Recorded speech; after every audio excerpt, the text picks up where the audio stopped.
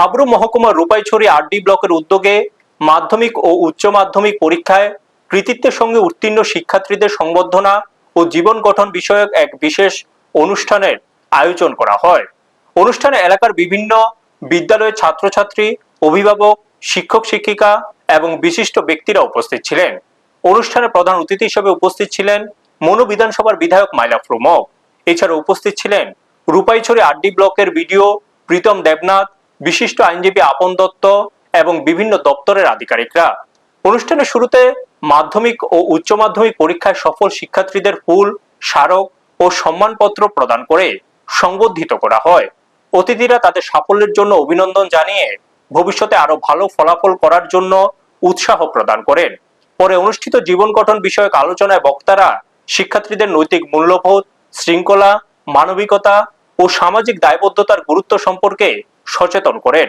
পাশাপাশি মাদক ও বিভিন্ন সামাজিক অবক্ষয় থেকে দূরে থেকে সুশিক্ষিত নাগরিক হিসেবে নিজেদের গড়ে তোলার আহ্বান জানান। বিধায়ক তার বক্তব্যে বলেন, শিক্ষার্থীরা দেশের ভবিষ্যৎ। তাদের সঠিক শিক্ষা ও আদর্শিক মূল্যবোধে গড়ে তুলতে পারলেই একটি উন্নত সমাজ ও জাতি নির্মাণ সম্ভব। তিনি শিক্ষার্থীদের কঠোর পরিশ্রম, আত্মবিশ্বাস ও অধ্যবসায়ের মাধ্যমে জীবনের লক্ষ্য অর্জনের পরামর্শ দেন।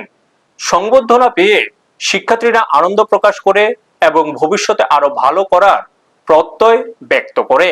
ব্যুরো রিপোর্ট, নিউজ তৎকাল 24। ধন্যবাদ।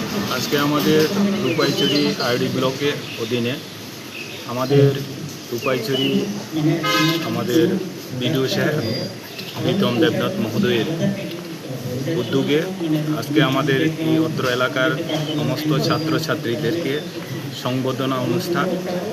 এই সংবর্ধনা অনুষ্ঠান এত সুন্দর করে উনি উপস্থাপন করেছেন।